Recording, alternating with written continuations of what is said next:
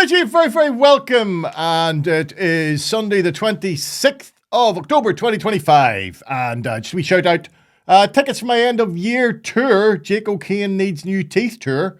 They're all on sale. So they're all on sale. Look at a theatre near you. I'm right across the province from Enniskillen in the west. I'm up in the north. I am 2 shows in the Ulster Hall. I'll be in Newry, I'll be in Cookstown, I'll be right across, everywhere. Just have a look at your local theatre, and Jake O'Kane Needs New Teeth, because that's basically what I'm talking about this year. The fact that I have gone on an odyssey of a year-long odyssey to get new teeth, because my teeth are balloxed, and I will tell you the adventures that led to those balloxings. So, there you go, that's going to happen. Again, I always shout out my Patreon friends up there. If you'd like to join their number, please do so. Up there, join my little band of Patreon followers. God bless you one and all. I thought this week I would start with a tweet, right? Because social media has got to a level of toxicity, honest to Christ, that I've started turning off comments. I just don't want to read the shit anymore. You know what I mean? It's just got so foul. It's horrible. I done one. There was well, it doesn't matter. Anyway, listen, what it was, I put this tweet out during the week, and it read, phone the GPs at 8:30 a.m. to book a call with my doctor, and they informed me that they were only taking emergency calls all that day. Now, I stress, not the surgery's fault, but indicative of a broken system, and it's only October. You know what I mean? Every year you hear this, the winter crisis. Every year, it doesn't come up in the news cycle. There's going to be a crisis, a winter crisis in the NHS. It's as if winter's a new thing. As if it's something jumped up out of nowhere and nobody heard of before. It happens every year. And as usual, in this example, even though I was very explicit in stating that it had nothing to do with GPs, that the lack of availability was no way the surgery's fault, there was still a torrent of abuse towards our local GP surgeries. So let me be even more specific and explicit.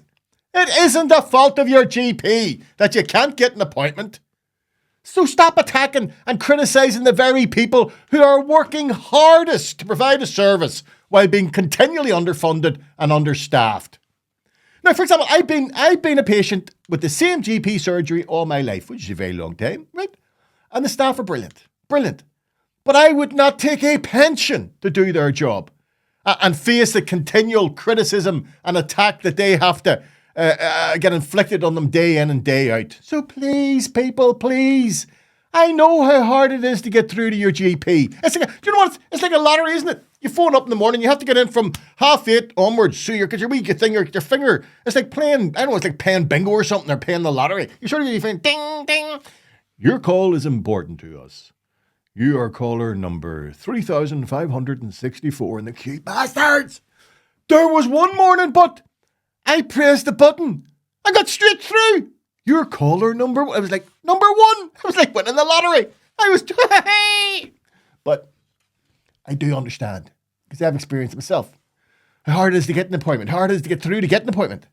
I know how frustrating it is to be sick and not be able to get the help you need. I have been in exactly that situation. But for Christ, don't make things worse with misdirected blame. Here's my experience, right, of an NHS which is self-evidently on its knees. Now, I broke my back when I was about 19. Very serious spinal injury. 2 operations, all sorts of laminectomies, myelogram, all sorts of stuff, horrible stuff. Went on for about 2 years, okay? And I've been very fortunate in that I got the second operation worked, and it was my pain was sort of an abatement for years and years and years. That was until last year, when without warning, I did something silly, like putting my left foot down a bit harder than I should have put my right foot down. It was that simple. There was nothing. I wasn't lifting anything. I wasn't doing anything. I just was walking, and I felt a twinge, right? Now, what that meant was a disc had prolapsed, burst out on my spine, and it started pressing onto my sciatic nerve. Now, anyone who's had this happen will know what comes next. Within a couple of hours, I'd gone from being in pain to being in excruciating agony. I have never felt anything like this in my life. I was screaming in pain. That's the level, you know what I mean? and an ambulance was called. The crew arrived. They were great, but it took them 2 hours. 2 hours! Along with 2 cylinders of gas and air and 1 intravenous, obviously, injection of morphine to get me just from my bedroom into the ambulance. That's the state I was in.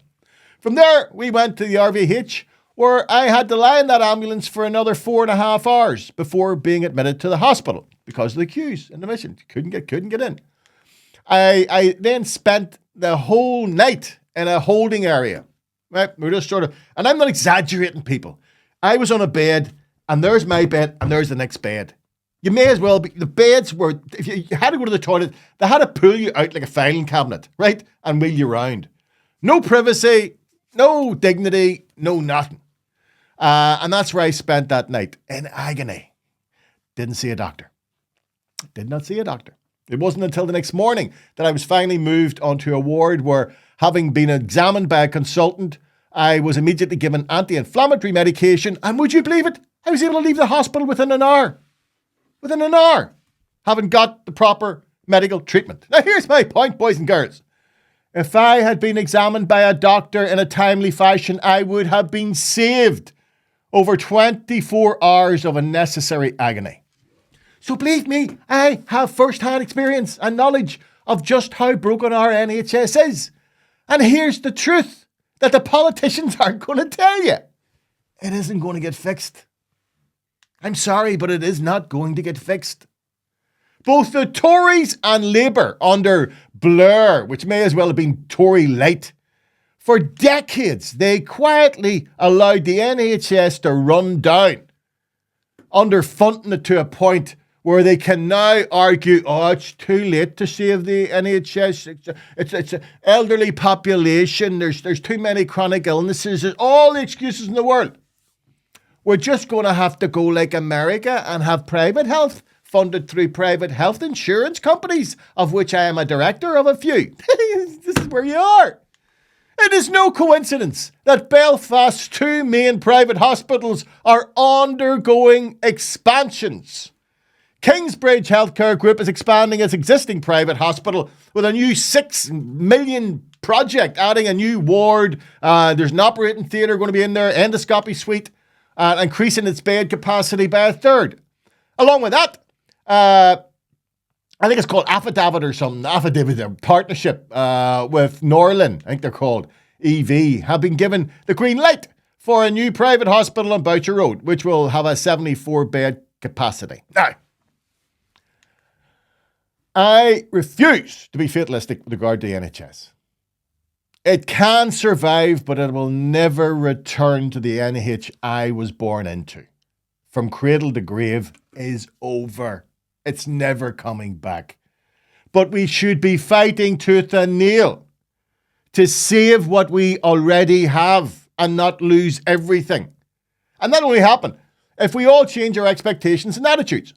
Like one of the choke points within hospitals is in their accident and emergency departments. Okay, again, I have personal experience, having one night spent 18 hours being processed at the Mater Hospital A&E. I don't think it's open now, but it was open then.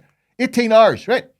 Now, I spent my time there sitting on flimsy, uncomfortable plastic seats. And as I've already explained, my issue was a spinal injury.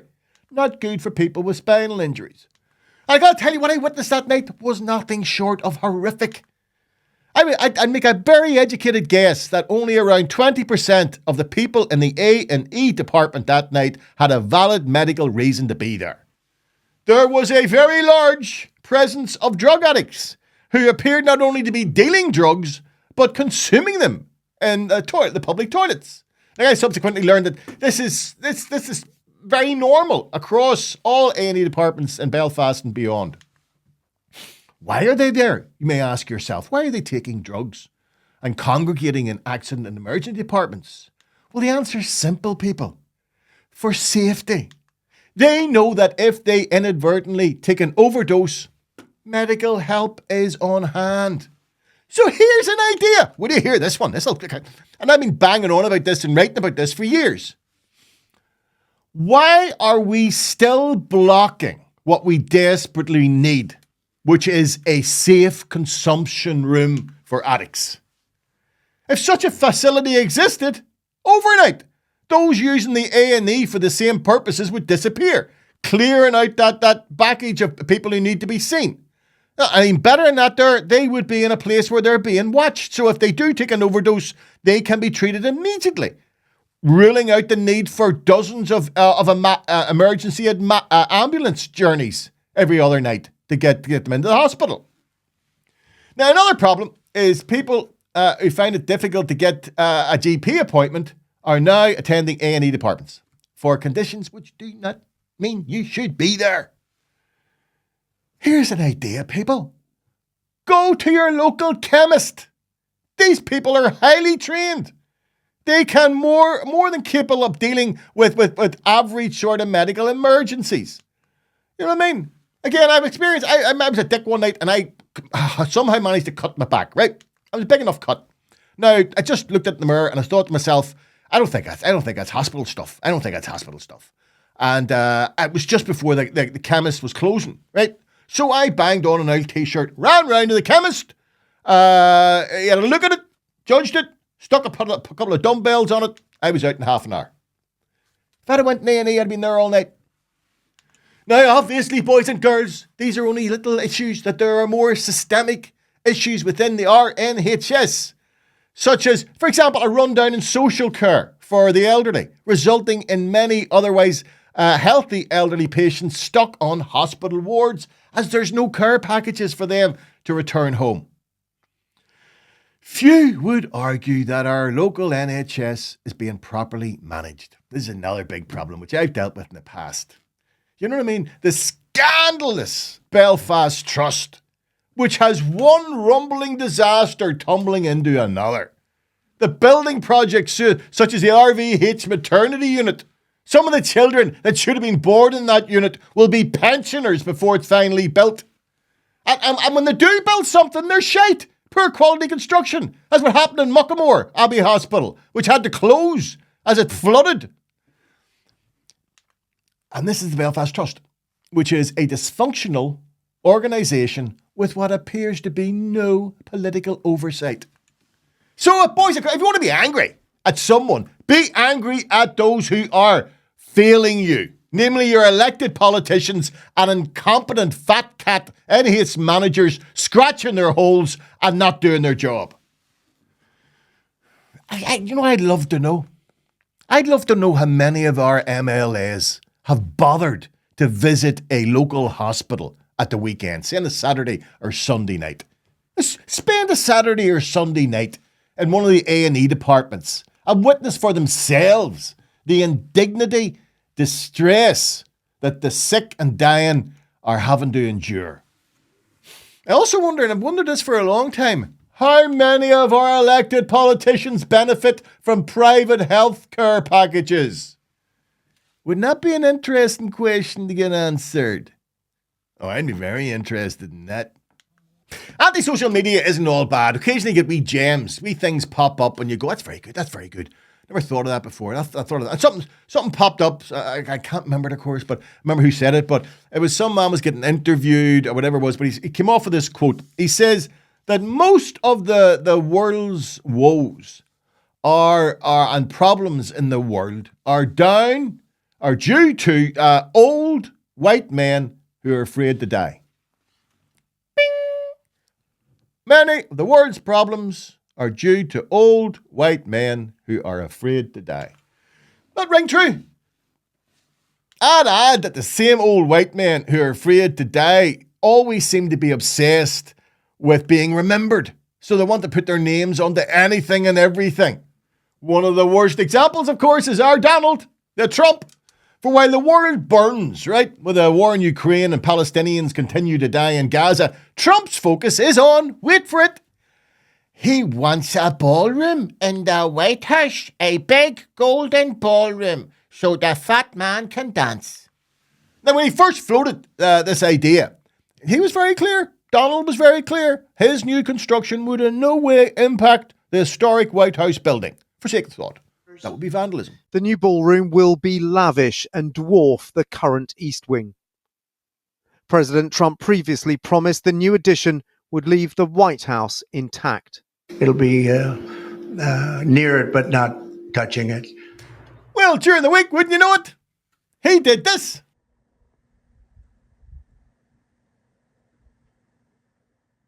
Yep, he tore down the White House. He tore down the White House. You couldn't make this shit up.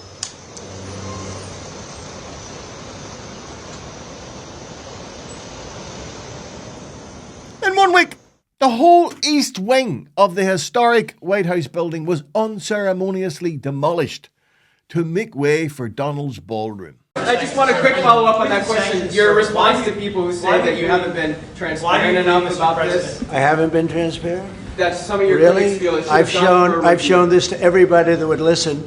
Third-rate reporters didn't see it because they didn't look. You're a third-rate reporter, always have been. So third-rate reporters didn't look, but anybody that asked, these pictures have been in newspapers. They've been all over the place, and you know we're very proud of it. It's gotten great reviews. It's gotten really great reviews. So This is cultural vandalism. But none of this should come as a surprise, as it was predicted over a decade ago. Yeah, I've already dealt with this wee clip. There's a clip of Obama speaking at the, I think it was the White House Correspondents' Ball, right? I think it was 2016. Now, I've always argued that during that speech, because Donald was in the audience, Donald had been arguing that Obama was not legitimate because he'd been born in Kenya. There's a whole thing about his passport. He had to show his passport to prove he'd been born in the USA, as you have to be a president. But Trump was one of the people pushing that birther movement, as they called it then. So when Obama got up to speak, he eviscerated Trump. He humiliated Trump, right? He belittled Trump to a degree. Even I was sitting going, oh, tough. That's bad, right? And the whole time Trump had to sit there while everybody laughed at him. And I honestly believe that man is such a narcissist. It was at that very moment he decided, I'm going to get your job.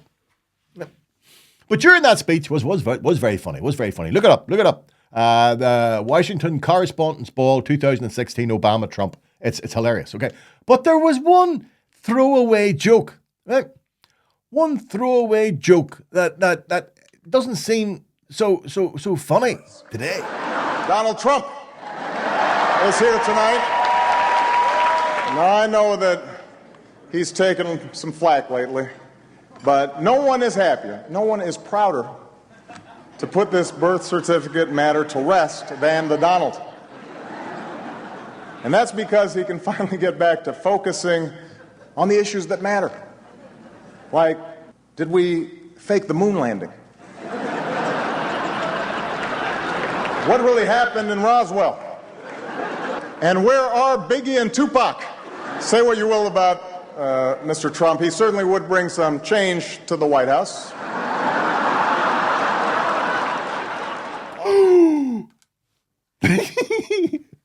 These are some of the changes that might happen to the White House if Donald was ever to live there.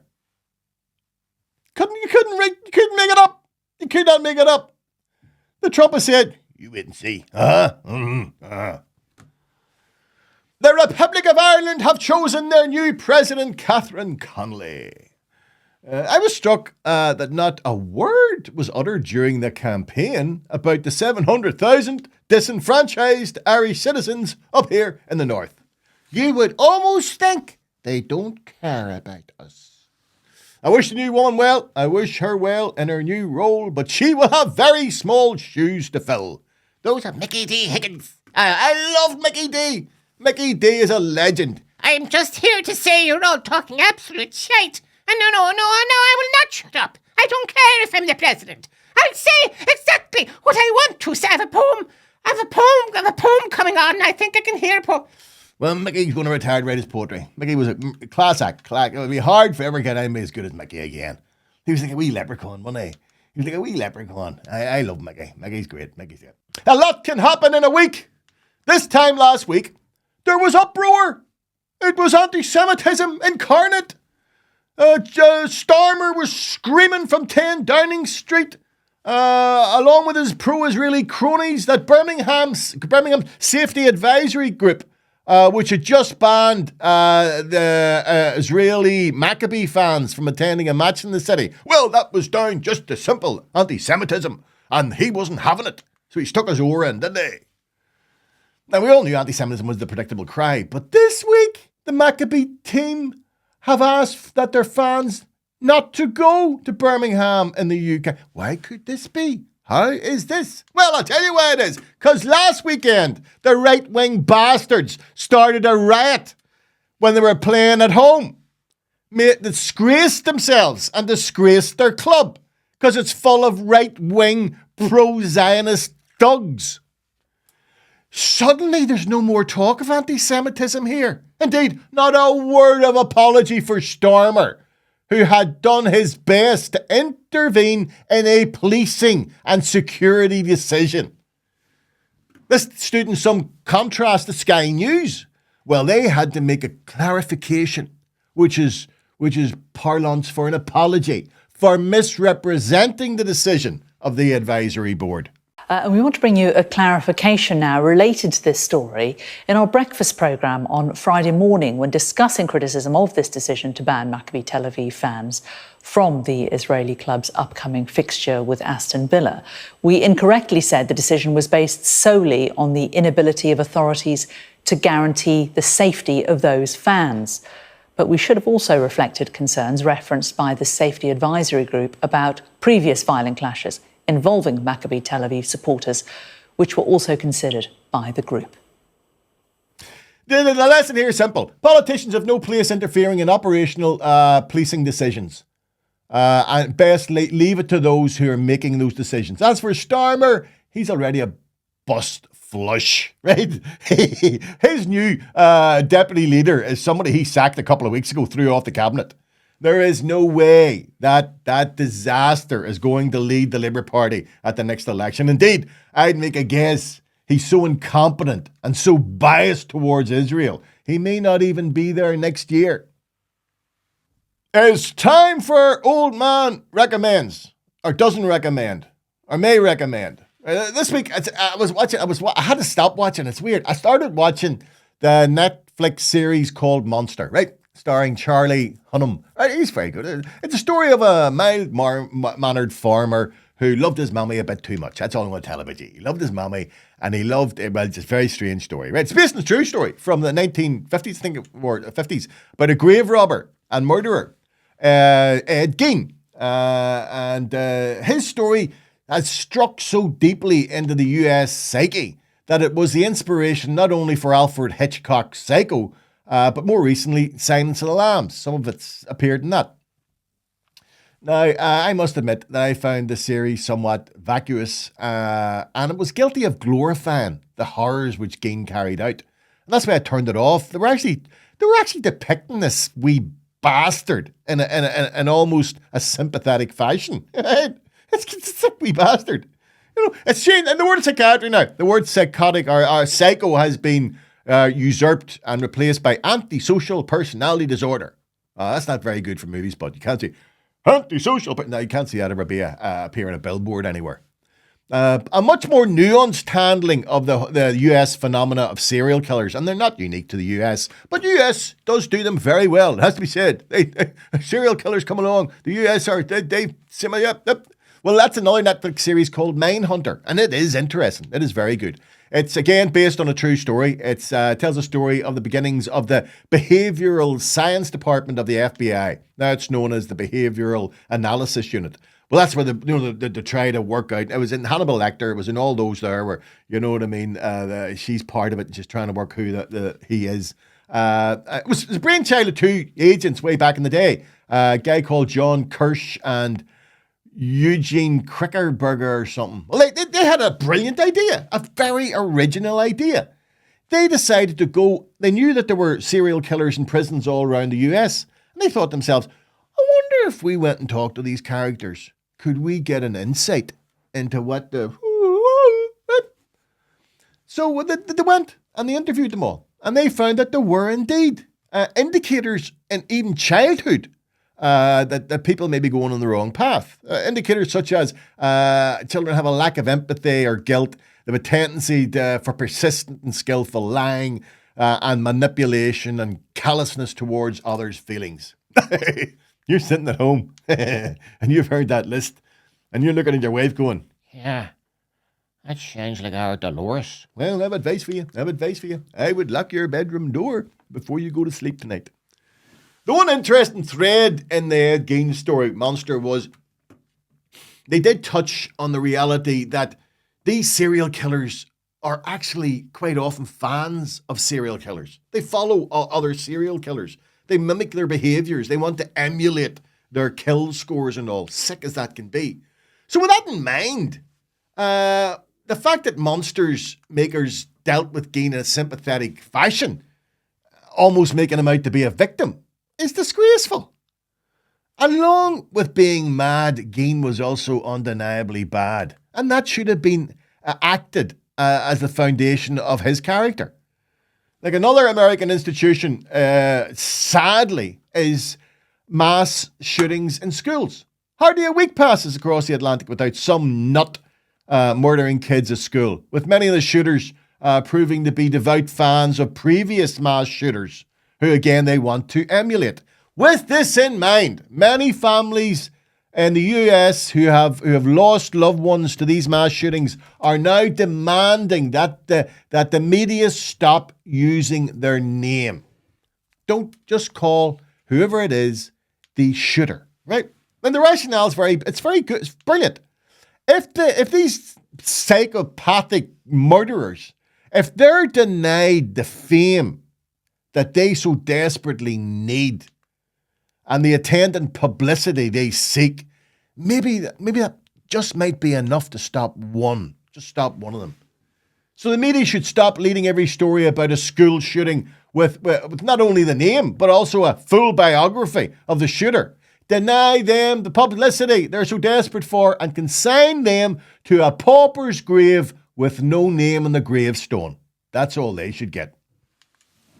And as far as the movie makers are concerned, stop mythologizing murderers as being highly intelligent, right? As in the case of Silence of the Lambs, or almost a victim, as in this recent case of Gein the Monster. The reality is, serial killers are invariably sexually dysfunctional creeps who get sexual arousal tormenting and killing innocent women. They are freaks, weirdos, loons, and to be mocked and ridiculed, not admired or copied.